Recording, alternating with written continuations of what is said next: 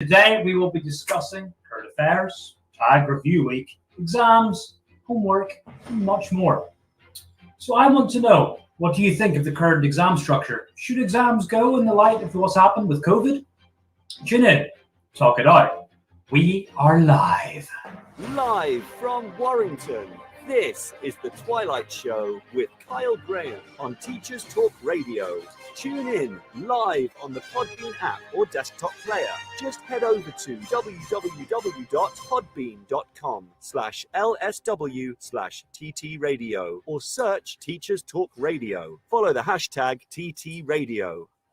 Hello, and happy Tuesday. It's that time again. Welcome into the Twilight Zone. How's everybody doing? Everyone's doing all right. I hope everyone's enjoying all the football on. Or if you're not enjoying the football, well, here is a bit of a light reprieve for you.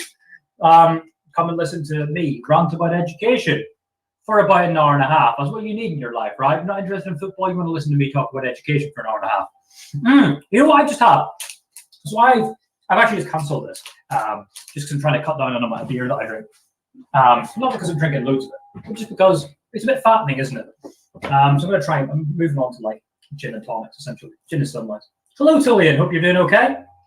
But yeah, with Beer 52, I got like a love corn thing. It's actually it's like crunchy sweet corn, but it's flavored like cheese and onion. Oh my days, it's delicious. So just had a packet of that just to keep me going until I get my dinner later on. So that was delicious. That was brilliant. So what do you think about exams, Julian? Is that what Tom Hopkinsburg is asking? You know what? Very good question. So we've got loads and loads of things on kind of to talk about this week. Obviously, this is tag review week, ladies and boys and girls. So essentially every school in the country will have had a message from the exam boards at this point, asking for evidence of certain things. It's usually, so for example, if you have A level, one subject will have been called. If you've got GCSE, 2 subjects will have been called. And it's 5 per subject. So for example, if you don't have an A level, you will have had 10 kids called for evidence. So I've seen loads of people talking about all of the evidence that they've been gathering. It feels a little bit wasted if it's only for 10 people, right? It's one of those things. It's a very interesting thing that I hope people. I mean, it's very difficult. I hope that nobody feels particularly irritated today, but I can imagine that's probably the case. My favorite variety of crisp, asks Tom Hopkinsburg. That is, that's a huge question. I do love a chili heat wave Dorito. That's really up there. But I also enjoy barbecue beef hula hoops. I think that's up there. And you know what? Just because it's controversial in food, it used to exist, and if you Google it, you will find it. Whenever I was a kid, I used to really like Monster Munch. Brought out a Monster Munch brought out a vanilla ice cream flavor crisp, and it was delicious, and I loved it, and it was great. And everyone's going to really negatively judge me, but I really liked it. As you can imagine, it was limited edition and didn't last very long because it's a vanilla ice cream flavored crisp, but I actually loved it. So there you go. A staff room of World Cup of crisps. Oh, I'd love to know what crisps have been eliminated and what crisps are in the running there, Tom Hopkinsburg. That's that could be a controversial one. I like what's it? There's buffalo flavored crisps. What are they? Are they rustlers? What are they? I can't remember what they're called, but they're delicious. I like them as well, actually. But yeah, that's Doritos chili heat wave was out in round 1. That's a disgrace. That's a disgrace. You know, the Doritos cool flavor is actually the only tortilla style crisp I'm not a big fan of, and it's the most common one. I'd rather just have like a plain salted one from like a supermarket's own brand. Cool one out in round 1 too. Well, good. So it should have. I'm fine with that. I'm absolutely fine with that. The cool one's not so cool. You know what I've actually done this week as well, folks? I've actually downloaded Pokemon Go again. It's for the first time since 2018. I don't actually know why. I just had a couple of friends who said, they just went back on to it for one reason or another. And I was like, you know what? I'm going to go on to it. As we said, folks, I don't recognize any of the Pokemon on there anymore. And none of them. And they all look a bit Some of them are a bit odd, and I feel like they ran out of names halfway through. So just like Birdface or whatever it was. I don't think there's one called Birdface, but there's some very odd ones in there. And yeah, I'm actually enjoying it on my walk to and from work. That was quite good to keep me amused in that. Also went out the weekend, bought a new car, bought a Hyundai i40, which is going to keep me going. I think next year my trips around the north. And went for a wonderful meal in Green Church in Lim. Couldn't recommend that enough. If you live in the Warrington area, by the way, this was my first time going there. It's a 2 Rosette restaurant in Lim, just outside Warrington. And oh my days, it was delicious. Absolutely delicious. Could not recommend it enough. Huge. You go in and you're like, oh my God, £8 for a chocolate brownie dessert, but it's massive and delicious and unreal. So yeah. And yeah, if you've got any funny stories from this week, if you've got any thoughts on exams or homework or tag reviews, please do let us know, ladies and boys and girls, children of limited ages, or not so limited ages. And yeah, let us know. So, some shows coming up this week for you folks. Later on, we have got the Late Late Show with Rich Riley from 10 till 11:30 p.m. Tomorrow morning, we've got the Breakfast Show with James Clark from 7 till 8:30 p.m. We've got the Late Show tomorrow evening with Wakar from 8 till 9:30. And we've got the Late Late Show with Christopher Voiles coming up from 10 till 11:30. And then tune in our morning break from 9 till 10 a.m. on Thursday with Tom Rogers. Due to the back, there will be no Rich tonight. So there's no Rich tonight. No Rich. Okay. So, folks, yeah, a little bit of an announcement to go for here, I suppose. This is actually going to be, for now, this is going to be my penultimate Teachers Talk Radio show. I'm moving on to a new role in September. And I kind of want to do lots of prep and stuff for it and things. So this is actually going to be my penultimate Teachers Talk Radio show. I will still be around. You'll still probably hear me filling in from time to time, doing some guest shows and whatnot. But as of next week will be the final show that I have on the regular schedule. So yeah, it's been a wonderful journey, folks. I've really, really enjoyed it. It's been amazing. But yeah, it's kind of just time to kind of move and do a couple of extra things. But we've got loads of time in the next couple of weeks to do some extra things. I'm not leaving. It's not goodbye. I'm still around here, and you're going to see me haunting the place forever. Don't you worry about that, Tom Hopkinsburg. And I'm sure I'll still get into lots and lots of different things. But yeah, that's that. So that'll be. It's sad. It's sad, but at the same time, it's something I need to kind of do for me for a while. But yeah, if you're interested in getting involved in it, you can take my slot though as of 2 weeks from now. So that's another thing you can do. So that'd be brilliant if you want to get involved in that.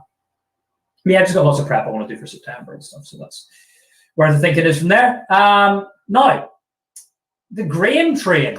Let's get on to the Graham Train. Now, again, the Graham Train is my way of honouring people in the teaching community or on the online community that I believe have made significant contributions to the profession, people who I'd quite like to sit down and have a chat with and, enjoy a couple of beverages with, perhaps. Kind of I call it the Graham Train, because who would I like to speak to for the 2-hour train journey it takes to get from Warrington to London Euston? And the person I want to add into the Graham Train this week is somebody who I consider, it's somebody who I've met a good few times, I've had a few drinks with in the past. Somebody who I think makes loads of resources, sends us resources out, super friendly, and does an excellent quiz. So that person is the one and only Scott Alsop. So Scott Alsop is the person for the Graham Train of the Week. One of the friendliest people you could ever meet. Really worth following on Twitter. Put out some awesome resources over my time on Twitter. Super friendly, and runs an incredible quiz. If you could ever get involved in a TN History Icons night, whenever he's running a quiz, it's brilliant. You can get outfits and everything, right? It's fantastic. It's absolutely fantastic. So thank you so much to Scott Alsop for making Twitter, I guess, a better place.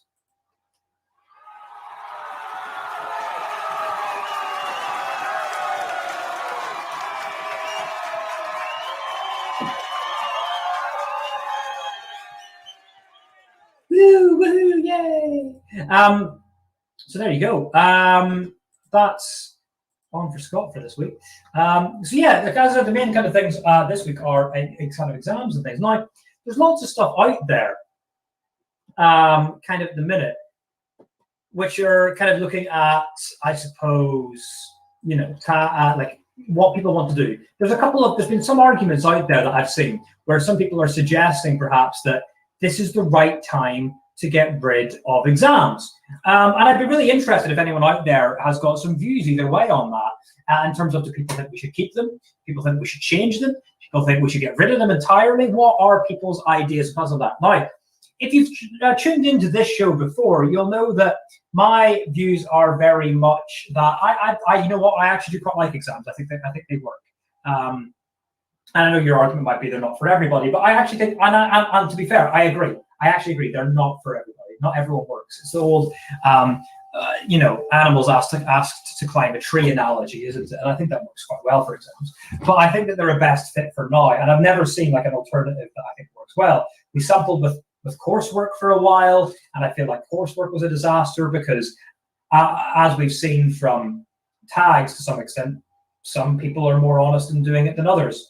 And I feel like for coursework, you were punished if you actually stuck by the rules, which I very much did in my 1 year of teaching it.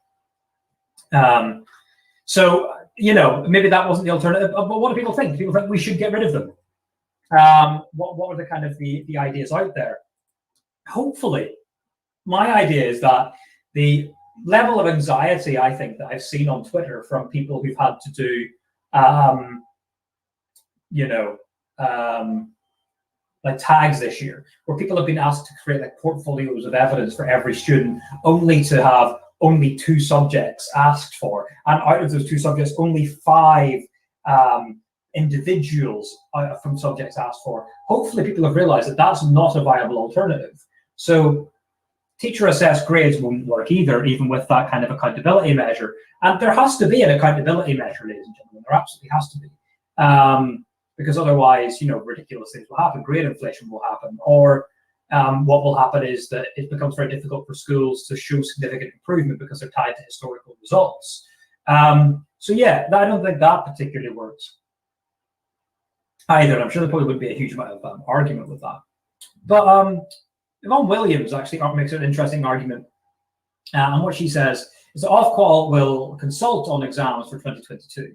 But what Yvonne's saying is that another year of tags would be completely intolerable. So do you agree with that? Do you agree with Yvonne Williams there? Do you agree that tags for another year will be intolerable? Do you think tags work but could be tweaked?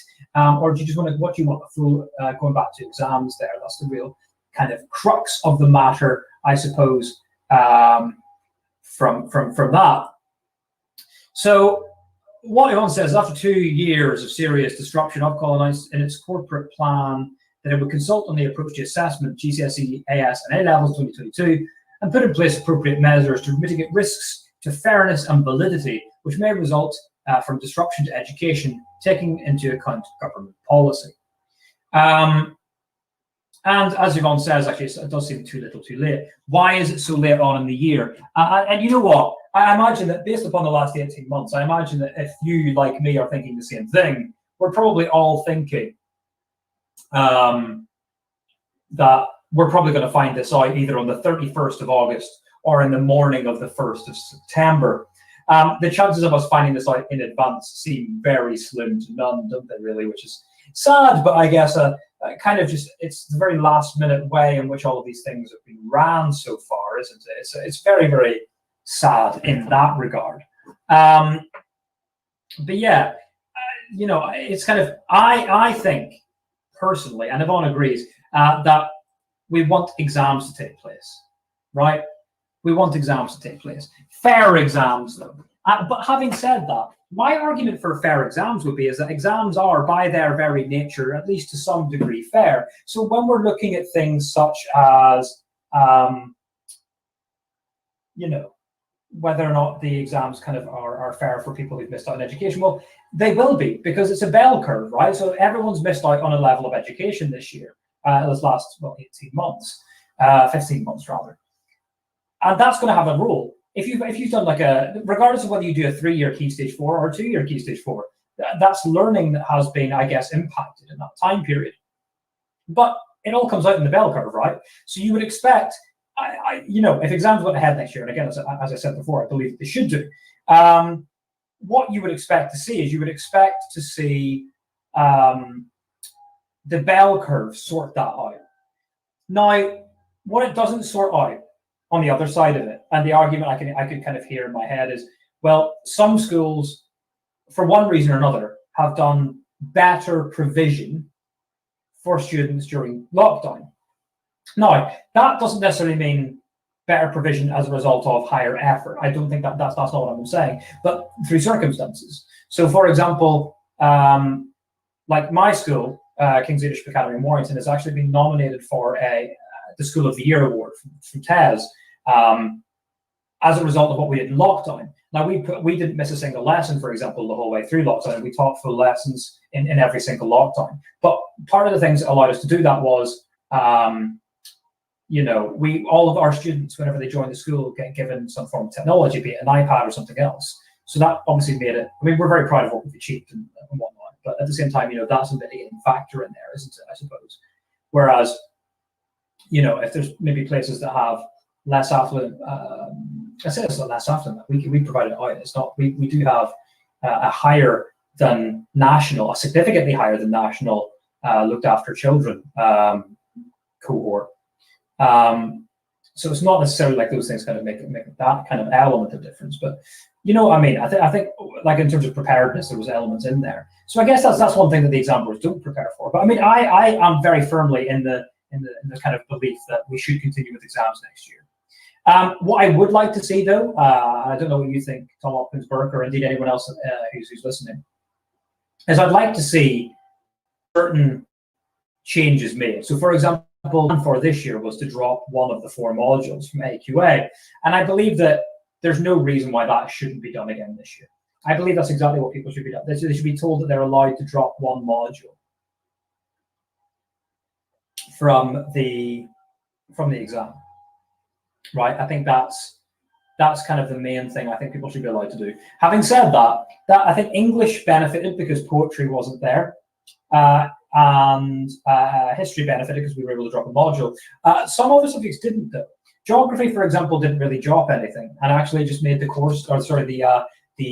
field work more difficult to do, rather than just dropping field work, which would have been far more logical. And many other subjects didn't get anything dropped either. So it does need to be a better system than last year. But I have a funny feeling that we're going to see this consultation from Ofqual come out on what's to be done next year, and it's going to come out probably in July. It's not going to be, no findings is going to be released until halfway through August, or maybe the end of August. And we probably won't find out what the actual changes are going to be until quite late on. Maybe I'm being too skeptical there. But again, what would you guys, I'd be very curious to just think what you guys believe. Do you think that the exams will go ahead next year? Do you think that they should? What are your guys? What are your kind of thoughts on that? Do you think people should have like mitigated or reduced elements in there? Do you think we should have reduced elements in your subject? What would you like to see cut from it if it is indeed your subject? I think that's a really interesting point to make. So Yvonne Williams goes on to kind of talk about a conspicuous. She says one of the things that I think is really important is conspicuous by its absence in the corporate report from Ofqual is any acknowledgement of, let alone gratitude for, the role played by teachers in securing the summer's grades. It seems to have become the norm that the state, the regulator, and exam boards can dump their responsibilities and work at the door of schools whenever it suits them. And it does seem very much like that has been the case. Like AQA, I've always, really liked as an exam board. Like it's kind of one of those things where it's there's some like, it seems like there's a lot of like a lack of accountability going out for things like that at the minute. Like if you're having issues, if you're doing this and this and this, which seems a bit sad, but I think that's a couple of things that I think are really important to kind of look at. And one of the things that I think is really important is what Yvonne mentions here. Like, there's a bit of a light at the end of the tunnel, as Yvonne puts it, is that Ofqual actually are intending to carry out a consultation of all stakeholders, exploring students' experiences of learning in COVID, to track user perception of the extraordinary qualification arrangements by focus groups, public sentiment surveys. So actually looking at, you know, what the responses are of the students and of the pupils to what's happened this year before kind of taking things into account of what to do next year. One of the things I think absolutely cannot go ahead, well, as I said already, I think exams should go ahead, but one of the things that can't go ahead is what's happened this year. Minimal guidance, minimal provision, and then teachers having to go and create lever arch files and portfolios and whatnot for every single child. Tom Watkins-Burke asks, could the dropping of 1 unit for history be seen as a tacit admission that it is too content heavy? Could this lead to changes down the line? Very interesting question. Yeah, I mean, that's a really interesting point. I mean, you could say that the content heavy element, I mean, wouldn't anything be too content heavy if you had lost months of learning, is perhaps, I guess, the counter argument that people would make to that. And I guess that's kind of one thing in there. But yes, certainly, like, I think it is certainly an acknowledgement that it runs it very, very close to the line, doesn't it? Like the medicine module, or the kind of longitudinal study, the breadth study, as it were, is gargantuan. It takes a long time to get through, right? And that's one of my things. Is we've always ran a 3-year Key Stage 4, and you know what? I'm moving in September to a trust that's doing it in 2 years, and I think there's massive benefits to that. I think certainly in terms of the Key Stage 3, it's certainly massively benefits the Key Stage 3 hugely. And yeah, it's a very tough one. Yeah, my year 10s did a mock yesterday as well, actually. And there are quite obscure questions in the course, though, aren't there? Like the significance question that came up in AQA a few years ago on Islamic medicine is very, very tough, because it's a very, like, nobody's going to spend more than a lesson or 2 lessons on that, and yet it was a full 8-mark question. But, you know, we used the 2018 paper, and the first question is about public health in 1832, which I mean that's what the source was, and it's really tough, because obviously that's essentially like the first.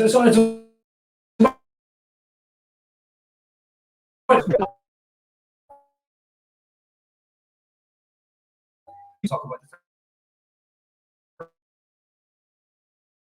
public health, you know.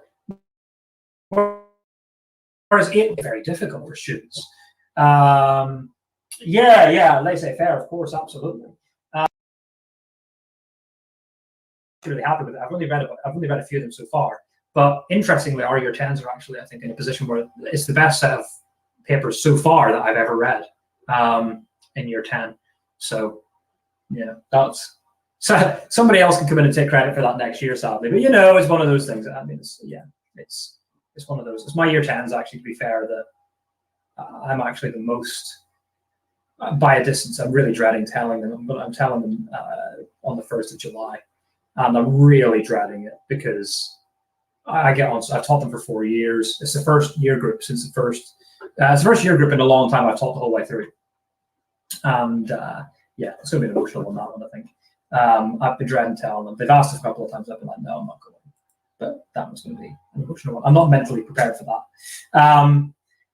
But yeah, so it'll be all too. So Yvonne goes on to say that it'll be all too easy for the serious side effects of teacher well-being to impact on the quality of teaching and learning for younger year groups to be swept under the carpet.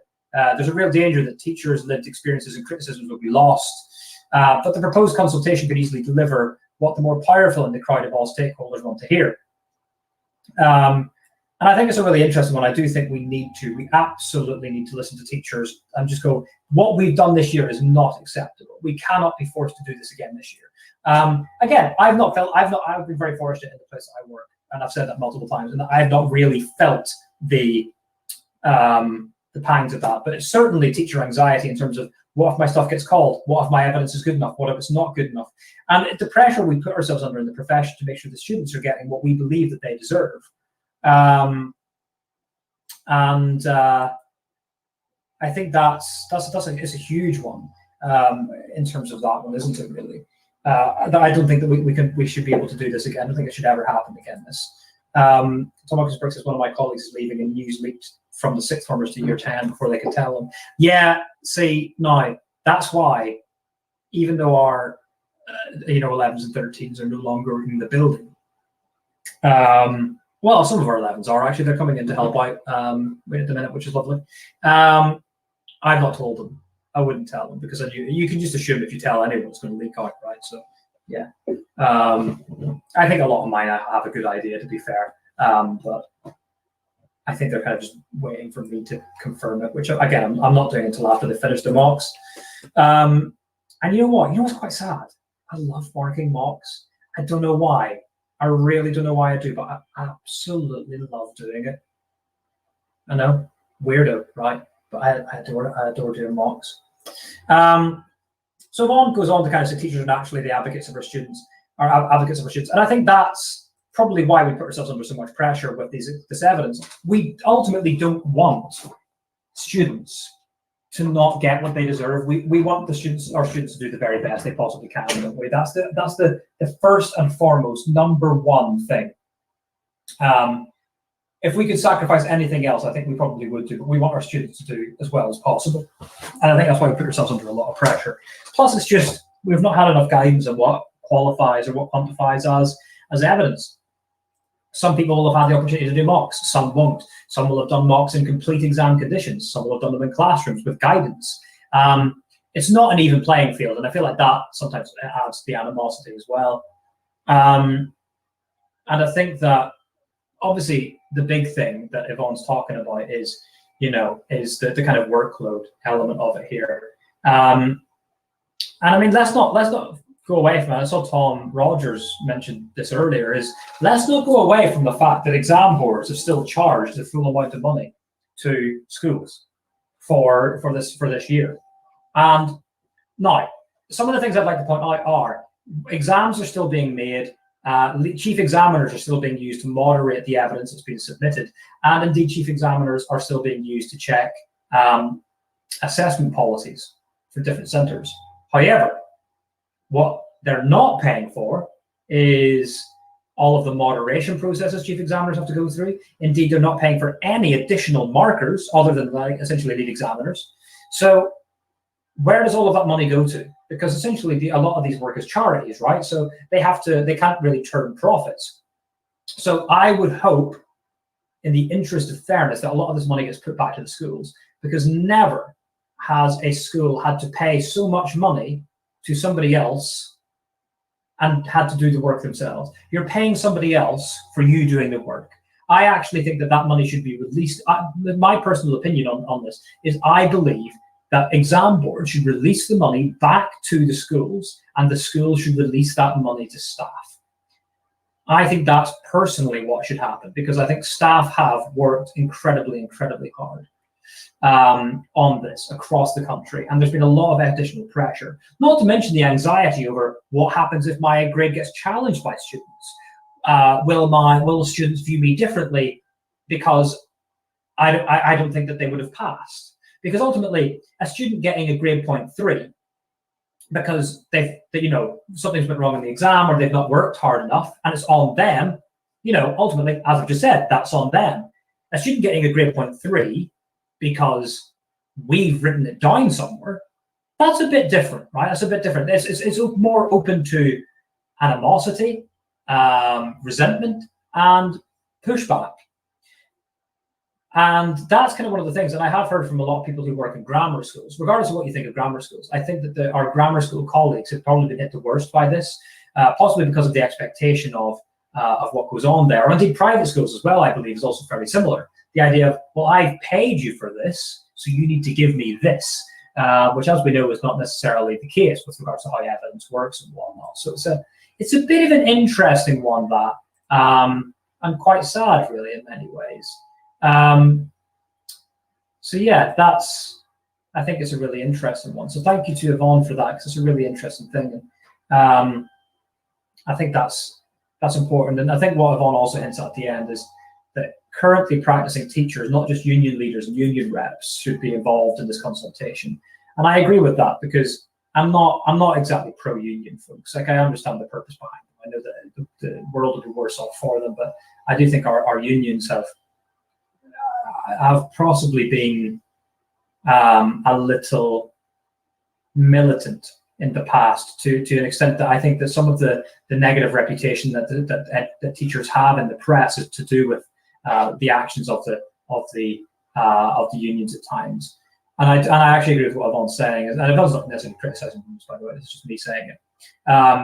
But what Yvonne's saying is that we should perhaps lean a little bit more on teachers who are not necessarily part of unions, or teachers who are not like in the upper echelons of unions, because I actually think that we're at a point now where I actually don't believe that unions represent the vast majority of people in education. I think that's kind of the position that we're in, and we've kind of seen that with the no exclusions approach that the NUT and that have taken up, because that's a very, very, very minor. It's got it's got heavily minority support. Like, it's just very, very small amount of support that's got within people who are actually frontline teachers or indeed SLT. It's mostly led by university lecturers, I think, in that regard, and it's and celebrities essentially. So it's one of those things I think is a bit of an issue. But yeah, so anyway, that is. If you've got any ideas on how you think exams should run, do you think exams should run again next year? Do you think what have you thought about the tags process? Do you think that we should run a tag process next year that's perhaps less intensive? And if exams do go ahead next year, what do you think they should look like? Should we drop modules like this year, or what do you think it should be? So, folks, we're a third of the way there. So let's go over, for the first time on this Twilight show with Kyle Graham, that's I. That's right, third person myself. We're going to go to the news bulletin with Gail Glenn right about now, which is the very, very first time that Gail Glenn will have done a news bulletin on this show. I'm very, very excited for it. It's going to be wonderful. This is Teachers Talk Radio, and this is Teachers Talk Radio News.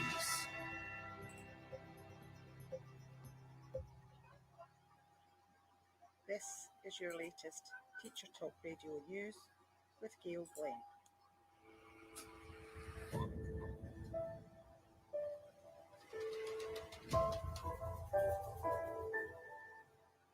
Scotland's Education Secretary, Shirley-Anne Somerville, has disputed claims that historical patterns of attainment are being applied by schools to change teachers' grades, stating that she has no evidence of this.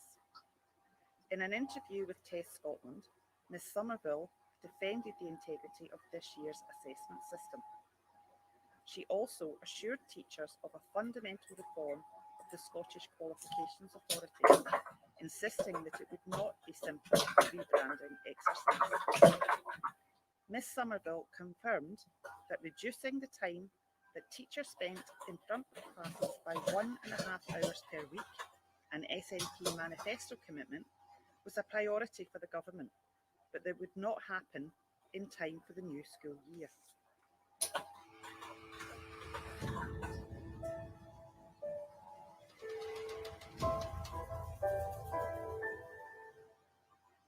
In the coming weeks, the Welsh Government will be considering whether pupils should continue to wear face coverings in secondary schools. The current rule in Wales and in Scotland is that face coverings should be worn in all areas inside school.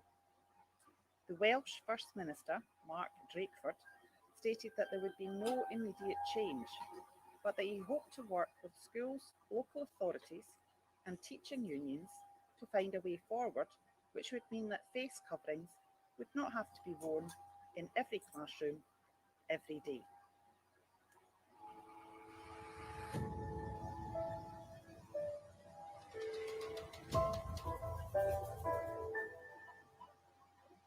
The GMB union has stated that hundreds of support staff across Staffordshire and Stoke-on-Trent are being forced to take pay cuts. According to union leaders, teaching assistants, dinner ladies, office staff, and caretakers will see their wages cut by up to 25%, and many staff are being transferred onto term time only contracts, resulting in a loss of holiday pay. Kirsty Hackney, GMB regional organiser, stated that it seemed to be the trend for full-time hours for teaching assistants to have been changed from 32.5 hours a week to 37, with schools choosing to pay teaching assistants a proportion of their previous salary for doing the same hours as before. This has been your daily education news briefing.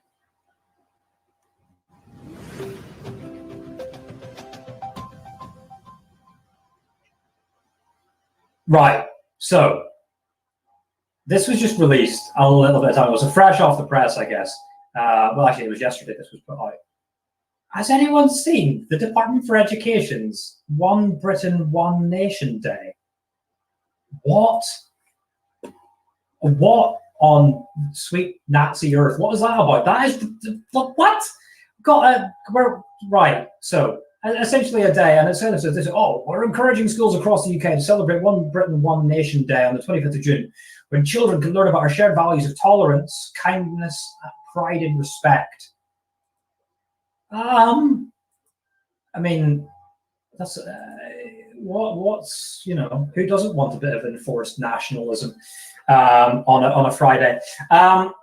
Jesus, that's I mean, rightfully so. I mean, obviously, it was on Twitter as essentially what was trending on Twitter was Hitler Youth, and I clicked it, and it's that's atrocious. What is that about? First of all, there's a major issue with the idea of. I mean, I guess there's an issue with the ideas of British values anyway, because it implies a kind of weird ownership over values of kindness, pride, and respect, which is directly in opposition to history. But also the ideas. Let's just go for the So you've got this kind of whole thing with this. It's just so bizarre. Let's face it. Tolerance. The idea that you tolerate other people is one of the most problematic things I have ever seen. That's so weird. Tolerance is not a value, right? Tolerance is not a value. It's something you do for people that you don't actually like, and you're just about able to hold that in. Tolerance is not a value. Tolerance is not a value that people should be embracing. I can't believe that I'm actually reading this in the Department for Education thing right now, and it's so bonkers. So if you want to join the One Britain, One Nation campaign being actively promoted by the UK government, you can sing along. They've got a special song, and the lyrics go, strong Britain, great nation, strong Britain, great nation, strong Britain, great nation, strong Britain, great nation. Yep, that's genuinely not. That's not a parody. That's genuinely a thing. So yeah, I can't believe that that's actually a thing. And there's some schools have suggested that they're going to ask people to come in the colours of the Union flag. I mean, what? First of all, if you've got any students that, are from Northern Ireland, for example, that's not happening. But wow, that is, I mean, let's face it, flag waving at the best of time is a bit it's a bit troglodytic. Even at the Euros at the minute. Now, it must be said, I feel like I'm slightly scarred from being raised in Northern Ireland, and you're a flag kind of thing is a big Northern Irish. The flags in Northern Ireland are an entirely political issue. I don't like the look of seeing flags in and around the place generally. I don't like seeing flags hanging from windows. I mean, it might be a level of bitterness of being a Northern Irishman, and obviously we never really make it to significant tournaments, right? But to actually have a day where you want children to pretend that a British values exist in some kind of weird ownership sense of kindness, pride, and respect. I don't know. That seems very unusual. It's very, and obviously that kind of song of Strong Britain, Great Nation, that could not be more out of the Hitler Youth songbook, that could it? What is that about? What is that about? That's so odd. So odd. I'm so confused by that. That's like, you'd actually think it was a parody. You would, wouldn't you? Right? You'd actually would think that was a parody in itself. You know, tolerance and respect when you know, targeting the, you know, by trying to repress people 100 years ago in Ireland who just wanted to be an independent nation, you know, some bloody Sunday. Let's look at all of these things. Massive levels of tolerance there. I'm not a hugely politicized Northern Irishman by any chance. I'm quite proud to be British, to be perfectly honest. You know, I'm as British as it gets. I've got 2 English grandfathers, one of which is half Scottish. Scottish surname, Scottish first name. Obviously born in Northern Ireland, live in England. I've got an English wife. You know, it's. But even for me, this is obtuse. I think this. I would say it's on the verge of toxic nationalism, and it's certainly propaganda and indoctrinating people into having a false sense of nationalism. And I do think there's having a bit of pride in your nation, and then there's also this weird, let's indoctrinate our children into believing that Britain is the greatest nation on earth. And I love it. There's so many positive things about Britain. But toxic nationalism is one of the biggest problems sweeping the globe at the minute. And I don't believe we should allow our children to be involved in this. I really don't believe we should allow our children to be involved in this. I think it's difficult and it's dangerous, and that's kind of my take from there. I hope it's not something that anyone considers to be hugely controversial or anything like that. I hope that's kind of I hope that nobody considers that to be overly controversial. I'd be interested to see what you guys kind of think as well, but I'm concerned by that not being a parody, to be perfectly honest. Yeah, while I slowly lose faith in humanity, let's go across to our wonderful adverts that we run these days. So that's right. If you want to advertise with us, please get in contact at TT Radio 2021 on Twitter or elsewhere. Because yeah, that's right. We do adverts now. That's how we roll. That's how we make like a sausage and roll. So over to our adverts here, if they're going to run. I do believe my adverts, I think, might be having a bit of an issue here for some reason. It doesn't seem to want to run, which is fun. But don't you worry, child. Mr. Graham has got a plan for you. I'll get that sorted in a second. We'll run the adverts in a little bit. Just a bit of a technical glitch there, folks. It does happen from time to time. Even with me. Oh, hello. That's not what I meant to do. Ignore that. I don't even know how that happened. I wasn't even clicked on that, and it's not even clicked to go on to the next thing. Trying to end my show early, stupid Bob Bean. Can't none of that. So yeah, let's go on to the next thing then. I'll run the advert in a second, just when everything moves up. Interesting question posed this week by Lisa Lockley, which is, do you apologize to your students when you are wrong? Right? Do you apologize to your students when you are wrong? Now, personally, I do. Yep, I absolutely do. But I can understand that some, and Lisa agrees with this, Lisa says some staff feel like saying sorry can sometimes jeopardize their authority or make children lose confidence in them as a teacher. I personally don't believe that is the case, and Lisa agrees with that. I think it's one of those things. It allows students to see that you are only human after all, and both of blame on you, and so on and so forth. And it kind of, what Lisa says, teachers are experts in modeling, including the behaviors we want to see from students. We insist on apologies, exalting their importance. So why don't teachers apologize more when they get it wrong? It seems like we do have a little bit of a reluctance in there, don't we, folks? It seems like we have a little bit of a reluctance to admit mistakes in a way that makes us a little bit vulnerable. And it says there seems to be a perception that apologising to a student, or even at times a colleague, is tantamount to admitting defeat or sacrificing our professional dignity. This could not be further from the truth. Saying we got it wrong, that we made a poor decision, that we reacted with poor judgment, makes us relatable and demonstrates to those we work with. From the classroom to the staff room, we act with honesty and integrity. It shows we're dependable and credible. Hello, Edson One. Welcome to the show. And I absolutely agree with that. I think it's really, really important that we apologize for things. So say, for example, if I get something wrong, I am more than happy to say, sorry, I got this wrong. It's my bad.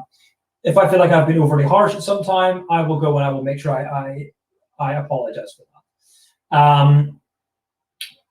It's one of those things. I think it's really, really, really important that we do that all the time, to be perfectly honest, whenever it's feasible. I don't think it reduces confidence. I think it actually just kind of makes people go, because let's face it, it doesn't matter how good you are pedagogically, it doesn't matter how good you are subject knowledge-wise, how much you know the curriculum. If your relationships don't work, your class doesn't work. It's as simple as that. And apologies are a really good way of building relationships. I've apologized for being too harsh with people in the past, or I've apologized if I've got something wrong.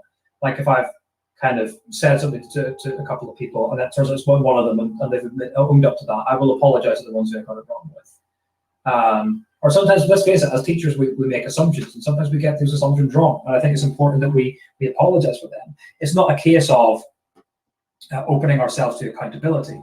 It's a case of we're demonstrating that apologizing is a really, really important an important skill and tactic to do. And let's face it, it's not something that everyone can actually do, really. And it's something that some people say, as I said, it's a vulnerable thing, or it's opening you to accountability. But I actually think we need to be able to apologize whenever we possibly can. And Lisa Lockley was on to say, with some colleagues, there seems to be a sense of admitting that having made an error, the power and status that they rely on in the classroom will be threatened, leaving them vulnerable. It's a natural fear, but an unfounded one. But we speak to students about the inevitability of failure and getting things wrong as a way of learning and growing. And the same actually still applies in adulthood. We never stop learning, folks. We never ever do, certainly in this profession. There are many times when I can imagine that if you're listening into this now, you can probably think back to at least one time where you've made a mistake and you've learned from it and you've never made that mistake again, because it's something in your head that you're like, oh no, I would never do that again. So Lisa says psychologists widely use this, the magnitude gap, as a term to describe differences in the recall of events between victims and perpetrators. One party may see what they've done or said as a mere slip-up. This should be forgotten, while the other experiences it as deeply unjust and potentially more serious. So sometimes, by not apologizing, we're actually really damaging the relationship that we have in the classroom. So an apology is actually a recognition that we can't choose how others feel when we get it wrong, nor should we try and persuade them how they should feel. If they feel a certain way about what we've done, then a lot of the time there's a reason for that, and we should just learn from that, because it's one of those things. And Lisa says, if you're someone who finds yourself struggling with the S word, the next time the opportunity arises, which it will, embrace it as a chance to offer a genuine apology, not just token words. And this is one of the things that I think 8 years so far in education, 9 years in general actually, has taught me. Students know when we're being genuine. They 100% know when we are being genuine. Offer a genuine apology when you've made a mistake. See it as a learning opportunity, see it as an opportunity to grow. And you might be surprised at how positive an effect it has. And the fact that those people might just trust you a little bit more going forward in the future. And I think that's a really, really good message from Lisa there. A really good message that I think is really, really important for us to kind of take forward. So yeah, that's another, I think, really, really interesting one for that.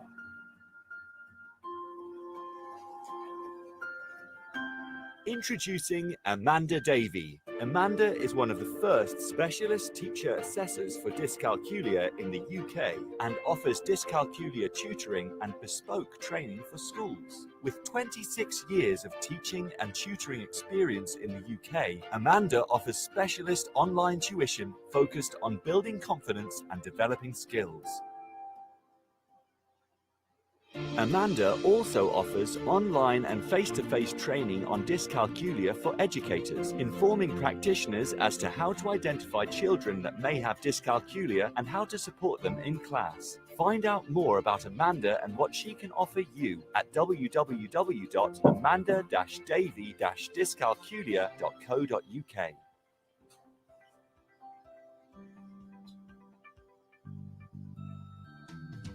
Creative Resources, made for teachers by teachers. At Creative Resources, we've been rethinking what a classroom can be.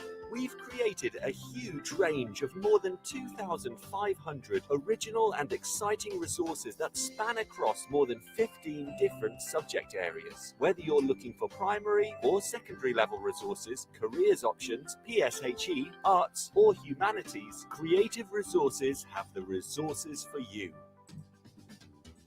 We offer full curriculum packages and unique, challenging escape rooms themed on topics such as Shakespeare, Tudors, and fractions. We have quizzes, task cards, Tarsia puzzles, and lots more. Better still, more than 100 resources can be accessed for free. Just visit our website, www.cre8tiveresources.com. You can get 10% off any order you make on our website by using the discount code TT Radio. Creative Resources, made for teachers by teachers. Fantastic, and thank you so much to our sponsors of Teachers Talk Radio. If you are interested in advertising those, please go to @TT Radio 2021 and get in contact and let us know if you're interested in joining this. We've just reached 100,000 downloads this week. That's right, 100,000 downloads, 6 figures that, ladies and gentlemen, of our shows. So massive, massive advertising opportunity for those of you out there who are interested in that.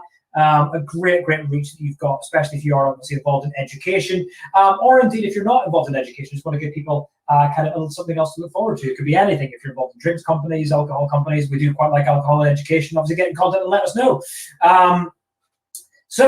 Or obviously food. We're all involved about food here. We're all a little bit about the food, right? That's what I kind of live for. I see my life as being a consistent movement between one meal and indeed the next one. So moving away from, obviously so far we've talked about exams. And again, if anyone's got any views on exams, do you think that exams should carry ahead next year? Do you think it should be moderated slightly? What have your views been on tags? Do you think we could run tags in the future? How would you change the exam system if you could? Any of those ideas would be interesting. And again, indeed, the second question of our show today was, do you apologize to your students when you're wrong? With a brief interlude to talk about the most recent Department for Education attempt to emulate the Hitler Youth with their One Britain, One Nation Day, where you can sing catchy songs about loving the country in a weird way that, yeah, makes me vomit inside. So yeah, that's grim. Khalil, does that mean you're interested? You would say you keep it going? Is that about exams, I'm assuming, if you keep exams going next year? Or do you apologize to your students? Maybe it's both. Maybe it's yes to all. About the apologizing. Khalil would apologize to his students. And you know what? If Khalil would do it, I think we all should, right? I think that's my new lifetime kind of philosophy. Just what would Khalil do? That's, I think, a good question to ask, right? So yeah, there you go. You can have that one. That's an endorsement. Model of behavior. Yeah, I agree. Model of behavior we wish to see, Shirley. Absolutely. And I agree with you. And don't call me Shirley.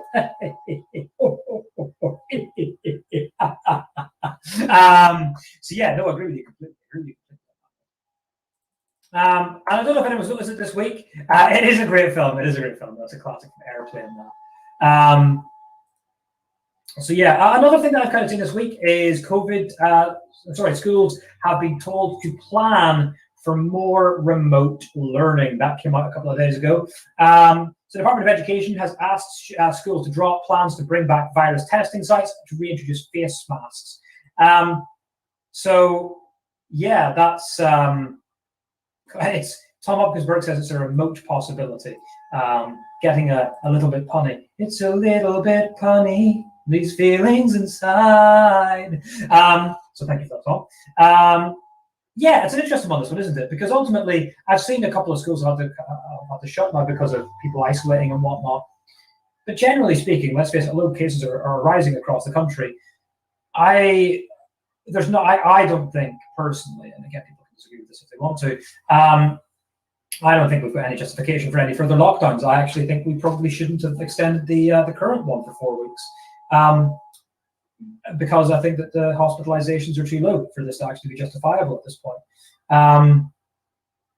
Genuinely, that's my genuine thought on that one, I guess, from there. Although it was interesting, I did actually get invited for my second vaccine today, which I thought was interesting because I only had my other one about a month ago, less than a month ago. So I was really surprised by that, actually, because, yeah, ultimately, it's not been a huge amount of time. Sadly, I can't actually go and get it because the times are available are actually when I'm in work. But yeah, it's interesting that, I think. So obviously they're ramping it up. But I don't think we've got any justification for kind of reintroducing these things to schools. However, what I will say is we've never stopped wearing masks in my school. Mostly because we were aware that if you get rid of them and then have to try and reintroduce them again, which felt inevitable, that would be tougher than just keeping them going the whole way through. So we just kept them going the whole way through. Having said that, and again, with regards to remote learning, I think that what we try to do is we run a hybrid policy. So we use Bluetooth headsets and Zoom to stream out to students while we're teaching live in the classroom. And obviously that's kind of like a, you know, the people who are isolating can still access Zoom. And obviously, that's only available for people who are actually isolating as a result of COVID. Otherwise, you'd see attendance go down. So it's only people who are off because of a COVID reason. But yeah, it's really interesting one. So essentially, this framework that comes out, it says that secondary schools and colleges should ensure that their outbreak management plans cover the possibility that it is advised that face covering should be temporarily worn in more widely in settings in their area, and that asymptomatic testing sites may be required. It also says that additional guidance has been issued to directors of public health advising they work in partnership with schools and colleges before reinstating asymptomatic testing sites. So that's really interesting in that sense. In the sense of schools have been asked to replan for this again. I do hope it doesn't happen again. I think it shouldn't do. One of the things that I don't like, and I know a lot of places do it, is I don't like and again, I've not actually done this, so please tell me if you've experienced this and you think actually it's a great idea. I don't like the idea of teachers being told they can only stand in a little box at the front of the room. I hate that idea. I think that one of the most powerful things we could do as a teacher is circulate. And I know that there's obviously, I mean, if you circulate but have a mask on, fine, right? That's grand. We're in a room of 30 people potentially anyway. I don't like the idea of having to stand at the front of the room because I feel like that significantly impacts your teaching ability. If you went and observed the lesson, right, and you give feedback to somebody and they'd never left the front of their classroom, you'd be like, that's going to limit how good this lesson can be because you've never went to actually check the student's work. Do you know what I mean? You've never rotated around to kind of see if somebody's struggling and to give them one-to-one help. I think it's a real struggle. I think it's a really odd one. But yeah, so that's schools have been planned to, as I've been told, to plan for more COVID testing. And indeed reintroducing COVID measures as such as well. So yeah, that's another one from there. And yeah, our next one is, I found this, again, this is from Lisa Lockley again. I had this to do on my show a little while ago, but didn't actually get round to actually doing it, which was how to stop homework being stuck in the past. And I think I initially read that because I was like, oh, history, yay. But it's actually a really interesting point gets made in this by Lisa Lockley. And it is that, you know, we have developed as a profession loads in the last 10 years. And again, there's arguments for that. Like I'm sure we've all seen times when we've went in and somebody's still doing like a traffic light system of progress, or bronze, silver, gold, or asking people to put their thumbs up if they think they've made progress, or if they understand, or whatever grim things people have kept a talon-like hold on to for years. But I actually think, generally speaking, our in-classroom practice, especially with the impacts and the learning we've made from COVID, have actually improved loads. Certainly in the time that I've been in the profession, which admittedly isn't long, it's only been 9 years. Education's came a long way. We listen to science a lot more now, for example. Like we're very much more scientifically informed in terms of things like paying attention to cognitive overload, paying attention to dual coding, to retrieval practice and the forgetting curve, and so on and so forth. All of those things play a major role in education these days. But the point made by Lisa, and whenever you think about it, it is kind of rather applicable. Homework is the one thing that that Lisa argues hasn't really changed. It's the one thing that we've not really focused on. Now, Lisa's argument is that homework should be replaced with focused retrieval practice. The importance of knowledge begetting knowledge should be front and center of all we do, including homework. And we need to clearly signpost to students and parents alike that knowledge drives progress. And you know what? Lisa's completely correct. And depending on your subject, but for the vast majority of subjects, can I just recommend Seneca, by the way? Seneca is essentially, it's an app, it's free, you can buy it, you can get a paid version of it as well. Yours truly wrote some questions for them once, so it must be good. It's all based on retrieval practice in neuroscience. I cannot recommend Seneca enough as a device, because essentially what it is it's based on retrieval practice, right? So students go and it learns the things that they get wrong, and it's based upon. It's really useful for GCSE. The Key Stage 3 stuff I think could be developed, obviously, because I think Key Stage 3 varies quite significantly across the country of what people learn. But the GCSE, for example, it does all of our modules for AQA. So it has a section on Elizabeth, which is excellent. It has a section on Germany, which is excellent. It has a section on Britain, Health and People, which is excellent. And it has a section on international relations between East and West from 1945 to 72, which is excellent. I know geographies works really well as well. And the best thing is, as a teacher, you can try to track how long students have spent on them. So first of all, what I always do with that is I always ask them to, I need to see, first of all, I don't accept their homework unless they've completed a test to at least 80%. You can even go as far as saying, I want you to have your test as 100%, because you can redo them until they get them right. You can also see how long they spent on the homework. Now, that's obviously really, really useful as well. And I think that's really, really important. But yeah, that's kind of my input to this. Now, Lisa goes on to say that retrieval practice is homework trumps everything else. It promotes retention and feedback, generates and allows identification of gaps in knowledge that can be addressed. So there's no more wide Google chases. Gone are the days of setting students off on a useless research task for homework. These wild Google chases took up time and space, but did little to secure knowledge. Instead, we should now be training students and parents alike in skills such as self-quizzing.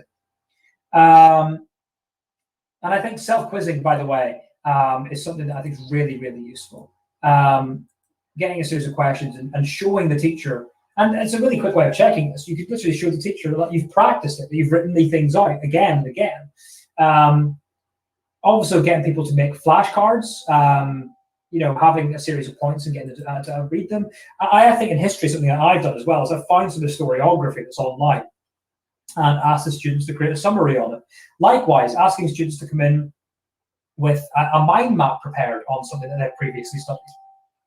All of these things are really useful. Recall practice needs to be more than a task at the start of a lesson. It should be a central philosophy in classroom practice and a focus of all teachers, staff, and parents alike. This model of students continually returning to what has been learned shifts a great deal of accountability back to the learner. And according to Ebbinghaus's forgetting curve, this is a powerful shift. In terms of workload, is also a win. Time and effort that would otherwise be wasted checking, chasing, resetting, and marking tasks completed at home can instead be used responsibly in the classroom, refining use of low-stakes testing, questioning, sequencing in the curriculum, and consolidation. I have to be perfectly honest, folks, I have not marked a homework task in years. simply because I think the best ways of doing it are to have either a small minor test on it when people come in and have a peer self-assessed, or indeed create a task that in itself can be peer or self-assessed. Those, I can see absolutely no reason to do anything else. It massively impacts on people's workload for zero benefit at all. But that is, again, just my 2 cents there. But I think that's a real thing. That's a really interesting point that's made there. And again, if anyone's kind of trialed that to see how it's gone, do let me know how that's gone for you. I think that would be that's something kind of, I think it's really, really good practice. I think it's a really, really good thing to do. Retrieval practice as homework. Because again, as I said, our classroom practices evolved. Homeworks may not have necessarily done so to the same extent. So yeah, that's kind of that from there as well. And yeah, we've got lots and lots and lots of other things to kind of have a look through. I have a large bank of things to kind of talk through every single week. And I think what I'm trying to do is I'm trying to reduce the amount of things that I'm talking about, because it seems like I get through about 100,000 of them at a time. And what I'm going to cover next week, folks, just to kind of preempt this, is next week I'm going to be talking about advice for new heads of department. So I've been a head of history now for 7 years. I've been a head of humanities for 2 years, and I'm moving to become a cross-trust director of history in September across 28 schools, the Corporate Academy Trust. And, you know, I think it's important that we kind of share ideas. So if you guys have got any advice on being a head of department, any kind of quick wins. If somebody was to run in to be a head of department, sounds very, very dramatic.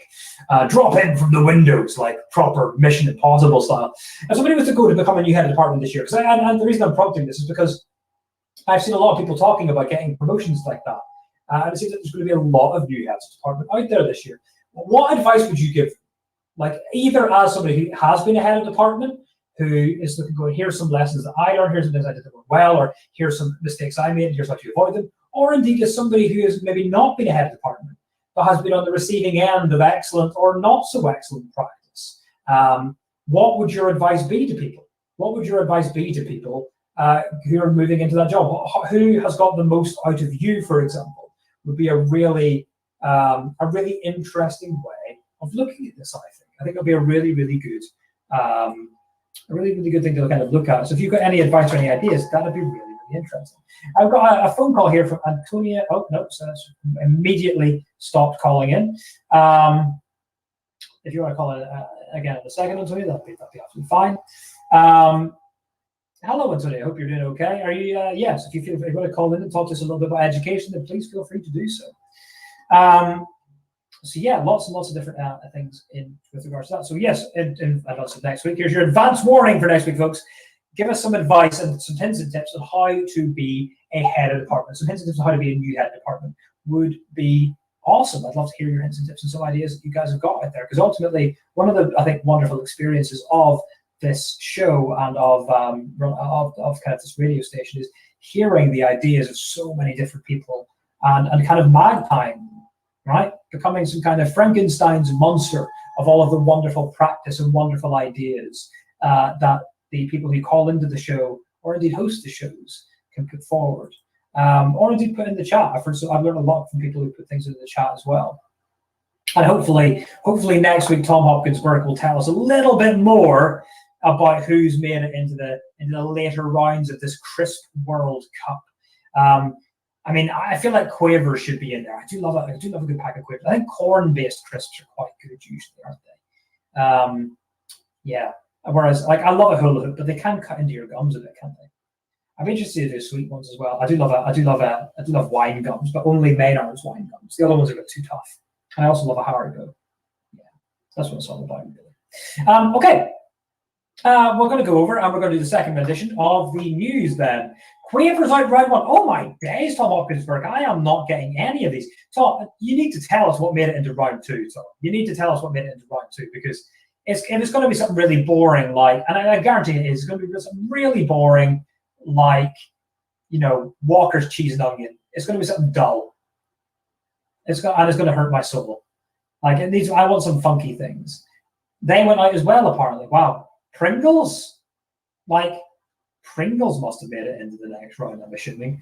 A good old communal one, perhaps not COVID friendly. Oh, I like a paprika. I like a paprika Pringle, right? But maybe that's not the one we're going to go for here, is it? It's not going to go through, is it?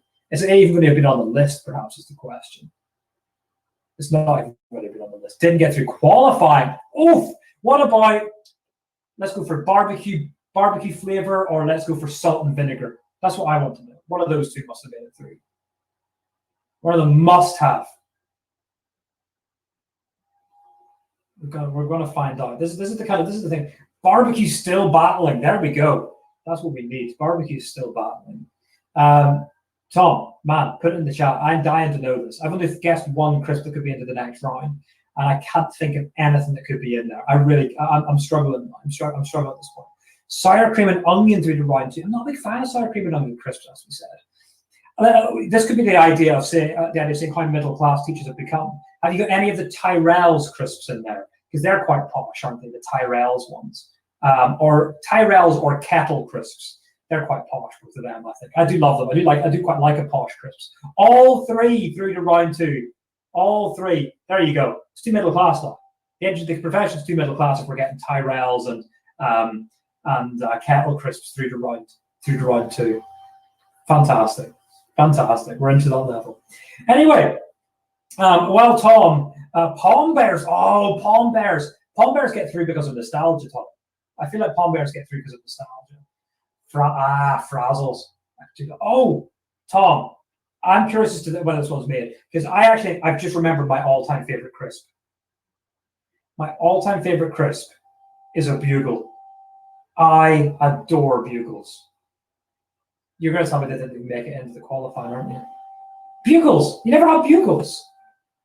Man, you've never lived! I'm not having that.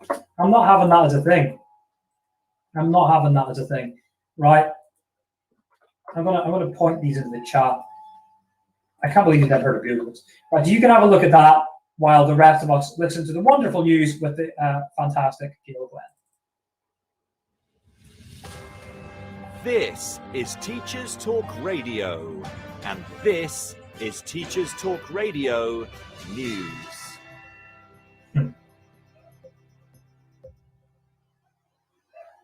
This is your latest Teacher Talk Radio News with Gail Glenn.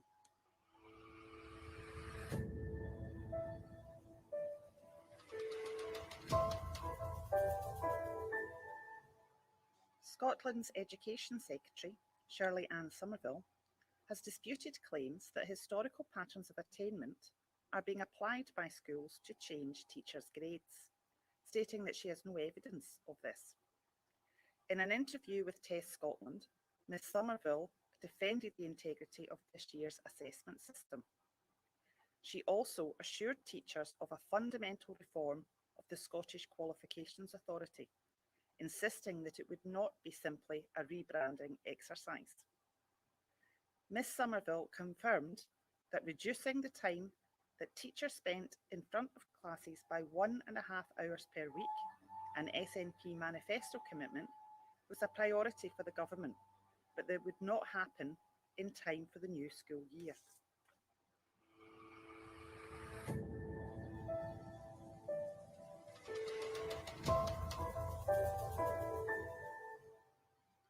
In the coming weeks, the Welsh Government will be considering whether pupils should continue to wear face coverings in secondary schools. The current rule in Wales and in Scotland is that face coverings should be worn in all areas inside school. The Welsh First Minister, Mark Drakeford, stated that there would be no immediate change, but that he hoped to work with schools, local authorities, and teaching unions to find a way forward, which would mean that face coverings would not have to be worn in every classroom every day.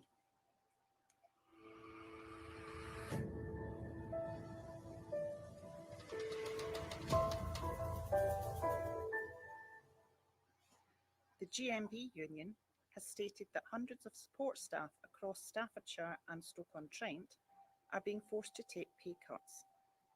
According to union leaders, teaching assistants, dinner ladies, office staff and caretakers will see their wages cut by up to 25%, and many staff are being transferred onto term time only contracts, resulting in a loss of holiday pay. Kirsty Hackney, GMB regional organiser, stated that it seemed to be the trend for full-time hours for teaching assistants to have been changed from 32.5 hours a week to 37, with schools choosing to pay teaching assistants a proportion of their previous salary for doing the same hours as before. This has been your daily education news briefing. Thank you so much. Oh, I'm interrupting things. I'm a dreadful person. Thank you so much to Gil Glenn there. I've never interrupted that before. I don't know why I've done that there. Thank you so much. Okay, folks, into the last 14 minutes of what is going to be, if you missed it earlier, the announcement is what's going to be my penultimate show for now. I am stepping down from the regular slot. As I said, it's I absolutely adore Teachers Talk Radio, and I'm going to still maintain a role in the background, and I will still step in from time to time to do guest shows to fill in for people whenever they're missing. Step by, just because obviously starting a new role in September, I've got loads of prep and stuff I want to do for it. Plus, I'm away doing lots of different things over the summer. There's several weddings going on and a couple of other things, just to kind of try and relax as much as possible over the summertime. And so this is my penultimate show. So if you are a regular listener, then I cannot thank you enough for the support that I've had. I don't even know how many shows I've had now, but it's certainly approaching 20. And I cannot say how much I appreciate all the people who listen in. And Tom, that's a big shout out to you as well, because you tune into so many of these shows and give up so much of your time and do so much promotion within the show as well. And obviously interact massively, and I think prompts some really interesting and obviously quirky questions like bugle soup. It would go soggy, Tom. I'd love to, but it would go soggy. So thank you so much for that. But yeah, I hope you guys have actually enjoyed listening to it, and hopefully in a week's time we can have a nice big final show and we can talk about it. So if you have missed out, my next week's show will be the final one that I'm doing for now. And it's going to be about if you guys have got any hints and tips for new heads of department. That's kind of what we're looking to do from next week. So that's kind of a big one from there. So hopefully you guys, if you're here, obviously a big night in British football with Scotland looking to try and qualify, and England trying to not send everyone to sleep with probably what is the most dull to watch football that they could possibly play. And I would like to point out that's certainly not the fault of Calvin Phillips. Declan Rice is a significantly more boring footballer. Calvin Phillips is a god in football boots. However, big congratulations go to one of the sides playing the most entertaining football, I think, which is the Welsh side, which I've really, really thoroughly enjoyed watching. I really enjoyed watching Gareth Bale's role. Is he though? He's just a downgraded version of Calvin. Worse passing accuracy in terms of long passes completed, less pressure high up the pitch, worse tackling ratios, worse positionals. Actually, those positionals, that's just great, to be fair, Declan Rice. I'm just saying this from a naturally competitive thing. Only 100 million price tag because he's played the Premier League for longer. This is one of those things. You can just give Calvin a year. Last 10 minutes of the penultimate show. Loads and loads of things to talk about. What I'm going to kind of talk through next week is I've got some advice in terms of, or some recommendations in terms of leadership books to read. Because one of the things I think people don't necessarily do often enough is necessarily read books on leadership. Now, I understand why, because I think that sometimes it can be a little on the dull side, or they're not the dull side, but they're certainly repetitive. But there's certain things out there that I would certainly really, really highly recommend, because I think they're really interesting. So I've got tons of things I'd like to kind of recommend from right there. So there's tons of things out there, I think, on that one. Oh, hiccups. And yeah, I don't know about you guys, but you know what? When I was looking to see, and we're getting up to that point in the show now, we're going to look through the meal of the week. But I was thinking earlier, I don't know about you guys, but certain things at this time of year are much more difficult to make. Like, I don't tend to use my slow cooker as much this time of year because, it's quite warm. It's quite really, really warm food and so on and so forth. And one of the things I actually really enjoy that I've never cooked. I've never cooked a macaroni and cheese. Never made it. And I adore macaroni and cheese. It's cheese and pasta. You know what I mean? Like, oof. What could possibly go wrong with cheese and pasta? Right? It's great. Yeah, never actually made it myself personally. But yeah, that's, I guess going off on a little bit of a tangent there. But yeah, what I would like us to do, if next week, so the first thing I'd like to ask of you guys is obviously for next week is for the kind of any tips and hints and tips you've got for future heads of department, people who are moving into heads of department roles in September. The second thing is I want you guys to share with me your all-time favorite recipes. So say, for example, you're cooking for somebody and you want to show off. What do you make then? You got people over, you want to show off. What are you cooking for them? Or indeed, yes, that's your big thing. What is your signature dish? What is your signature dish? Right? That's the big thing. I want to know that for next week. Because I think that's a good question. Because that's going to be a good one to kind of talk through. I will try and remind you, Tom Hopkinsberg, but my memory is questionable, to say the least, at times. But yeah, I was trying to think about whether I'd used this one previously.